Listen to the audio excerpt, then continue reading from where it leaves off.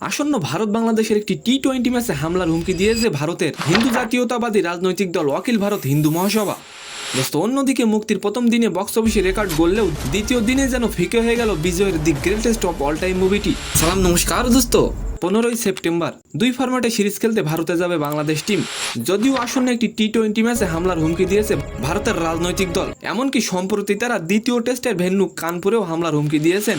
আর এই বিষয়ে মুখ খুললেন এবার বিসিবি। বিষয়টি নিয়ে বিসিবির কাছে জানতে চাওয়া হলে ফাহিম বলেন, না, এরকম সবসময় সব দেশের খেলাতে ওয়ান অ্যান্ড অফ থাকবেই। আমার মনে হয় না সেটা বড় একটা থ্রেট।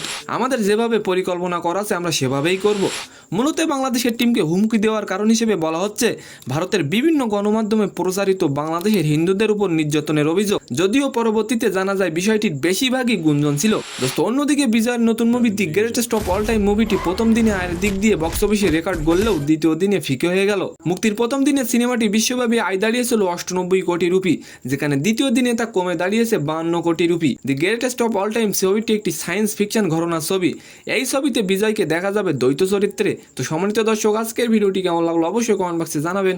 আর ভিডিওটি যদি ভালো লাগে অবশ্যই একটি লাইক দিয়ে আমাদের চ্যানেলটিকে সাবস্ক্রাইব করে দিবেন। ধন্যবাদ।